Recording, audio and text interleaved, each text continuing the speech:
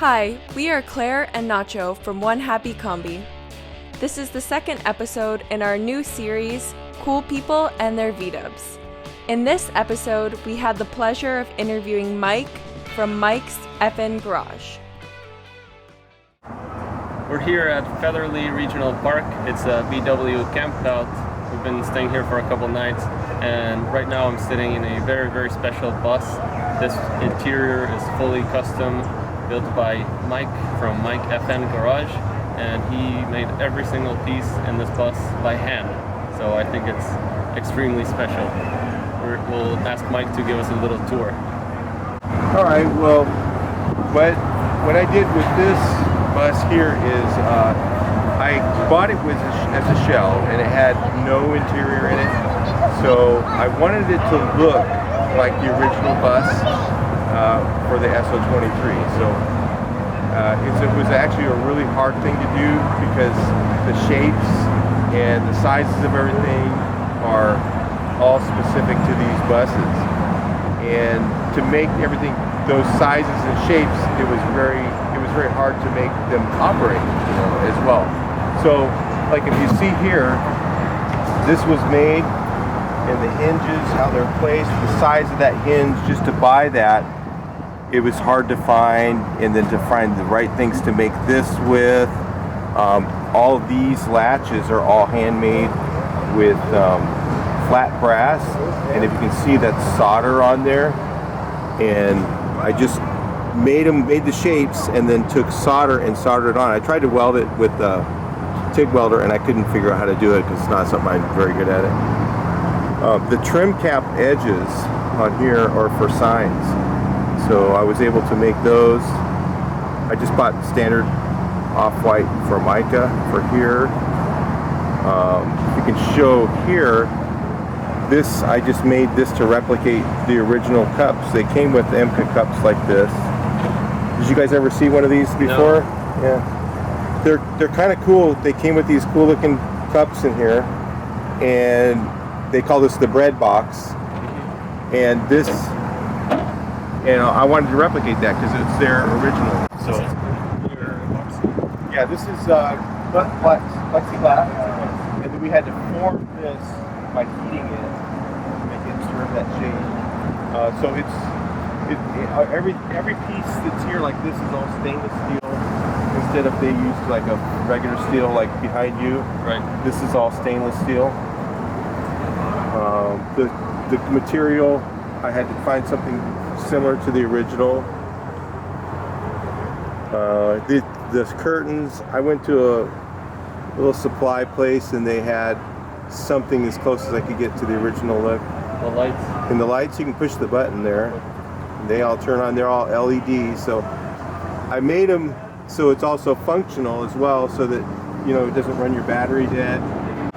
And it's kind of fun, because it's still original looking camper, but it's fully functional, so that you can use it, and have fun. Oh, let's show them the sink here. In here was just a storage area normally, and we've made this sink out of stainless steel. It's kind of dirty in there because we've been washing dishes and stuff. We were actually using it, weren't we? And it has functional water pump and running water. They had running water in it, believe it or not, in this bus. Right. They had actually running water in this at 6 volts, but it had a little hose and a pail. And I could just see that would fall over really easily trying to use it. So most of the inside it replicates the original very closely, except for this cabinet right here. You can see this cabinet was normally a really tall cabinet, but that kind of messes with your field of view. So I wanted that to be shorter, and it would be more functional right here. So if you can show them the inside here, right here, behind here, I don't know if you can get your camera in there. There's actually a control center that's hidden back here for your cell phone. Oh yeah. Yep. Does it turn on? Yes. Yes. The lights all turn on? Yes. So it's got like 12 volts, and then it has 2 cell phone hookups here, and one of those cigarette lighter type of things, if you can run a TV or, right here on that. So you don't see it when you're just looking at it. You don't notice all that stuff. Did you cut the hole in the roof, or? No, the hole in the roof was original. Okay. So this hatch was originally there, but the latches, you can see the latches, those we made by hand. They're like, I think $300 or $400 a piece or something people want for those.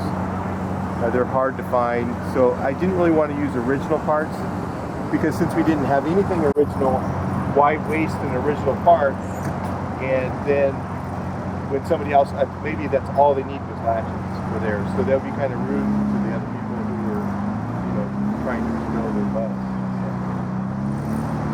Is there anything else you wonder about? Yes. How do you fill up the water tank? Oh, the water tank is, you're sitting on it. Okay. Okay, and the water tank, it fills up from behind the seat. There's a tube that goes down and goes inside and then fills up the water tank. The water tank's made from fiberglass. So you lift up the back of the seat. And that's actually the original water tank. Yeah, you lift up the back seat, you put it in there. It's a little hard for me to show you that, but It's alright. yeah, we get the idea. Yeah, cool.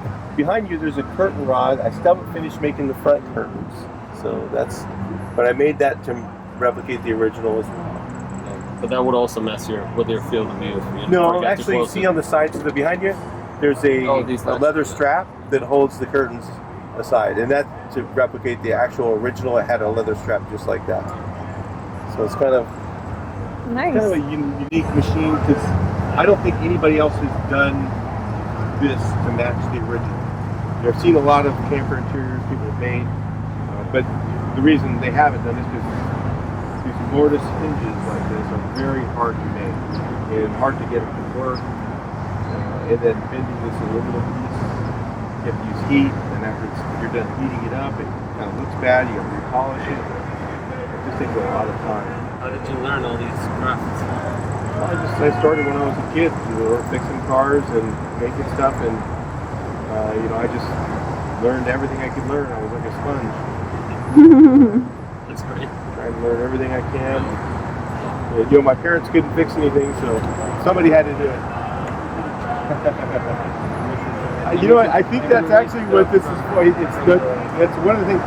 They have two rubber stops I haven't put on it yet, and that thing's supposed to flip all the way over, and then you can reach up inside to put things inside, and it was also a place to stand up so that you can put on your trousers. And if it gets windy, it will smash your head.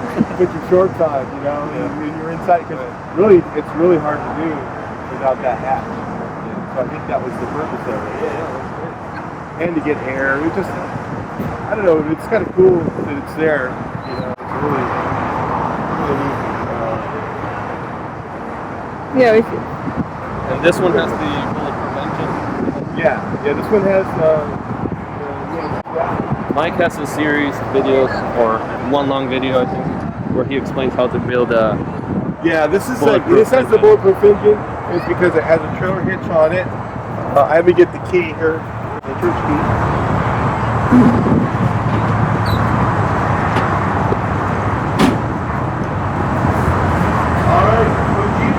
And so it's a 2007.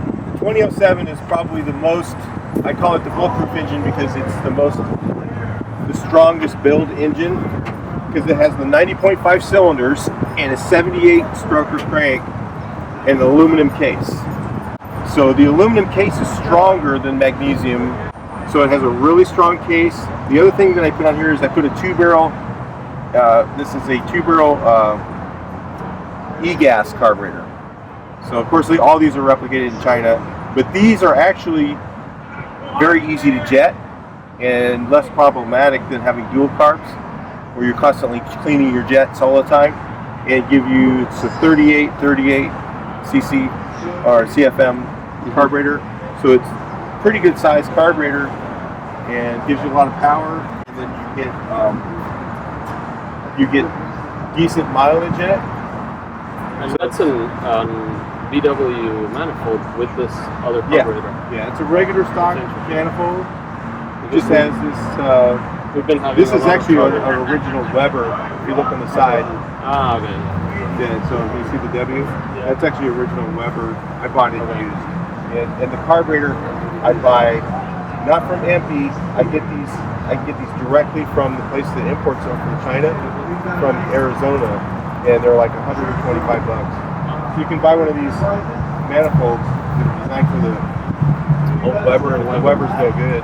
Then you just go ahead and put this carburetor on, and they're actually out of the box. They're really good carburetor. You just have to do the jetting, which is that's where the work is. So we had some trouble with 32, 36, but the manifold was also Chinese. It was the heat exchange section was a couple inches only. Yeah, the 3236 is very difficult to jet because you have a primary and a secondary.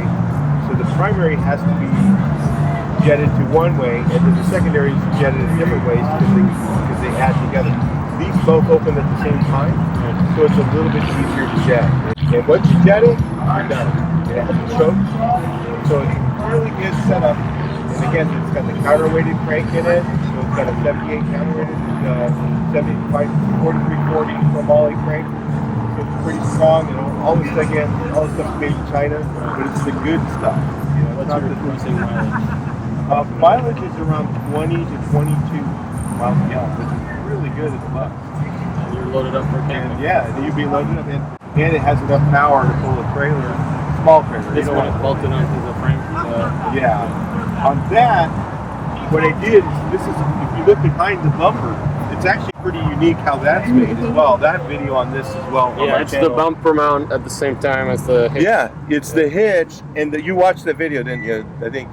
I saw one of these for sale. Yeah. I actually made this whole thing. Oh, and what it is it's square tubing. I used square tubing and then replicated the actual what are they called, the mounts, the bumper brackets. Yeah. I've replicated the bumper bracket exactly the same shape, and it's square tubing, so it's stronger. And I think I used 16 gauge square tubing, so it's pretty heavy. And then made the same thing, and that replaced the bumper bracket, so it's got a really strong bracket. I put a third bolt in it, so to the frame it's a little stronger. So there's 6 bolts set up instead of 4. And then I put this crossbar piece in, and it made it so it unbolts. So the bumper can come off pretty easily, but also the hitch, that the bolts kind of keep it so that you can align it and everything. So the inner part unbolts, this part here. And then you have the small hitch, and then it doesn't stick out, and you know how you always get you're walking around, you hit that thing. I noticed you don't have vacuum advance. What's your opinion on that? It's if your jetting's right. A lot of guys try and mask they say, okay, you need to have a vacuum advance distributor for the 2-barrel carburetor. It's usually because they don't have it jetted quite correctly. If it's jetted right, it'll run great with just that, without the vacuum advance. So this is an MP distributor. They're not bad, and it has the pointless ignition, which I always recommend the pointless ignition. Yeah, and the MP pointless ignition used to be bad. The original ones weren't great, but the ones they have now are really not that bad. I think they're the same as the Electronics and all the others. I almost think they look exactly the same. I almost think they're probably all the same, and they just rebox them and sell them to other people. Right. So, this thing runs great. I mean, you just barely touch the gas, and it just cruises. Yeah, and you were telling us about the gear ratio that you modified the 4th gear. Right, the gear ratios that I put on these, because these have the gear reduction boxes, you're familiar with that, right? What I do is I put the 3.44 gear ratios in the transmission, and then I put a bug 4th gear in it, so that it has the same, when you drive it, it feels like you're driving a bug as far as the gearing goes. It doesn't have this weird, 3rd, and then all of a sudden 4th, it goes, wah, you get no power, You go from 3rd way up there, you're screaming at 3rd, and then you go to 4th. So what it does is it gives you a taller gear ratio in 3rd, because you're always climbing hills in 3rd, so you're not going so slow. And remember we were talking, I noticed you got a little wreck on your bus, you figured that out, people rear-ended you. So that happens. I tell people that in the videos all the time. People rear-ended buses, and it happens a lot because they're going so slow.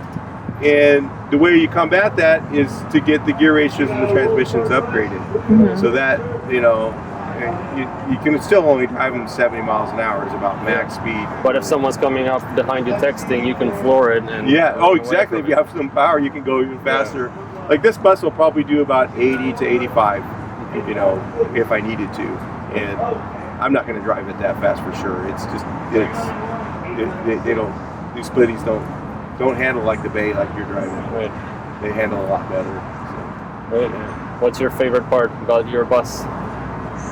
You know, man, I don't know. It's just the whole thing, really. It's a camper, you know. I guess that's the favorite part, that it is a camper. I have my favorite bus is probably my 13 window for driving. But this one, the camping part of it is either you have one or you don't. Right. You need a camper, I think. Everybody does. So. Yeah. Great. Well, thank you very much. All right. You're welcome, guys. It'd be really fun. I'm really optimistic about your YouTube channel. I think you guys are gonna kill it. Thank you. We have met so many cool people and their V-dubs along our travels. Thank you to Mike for letting us do this interview.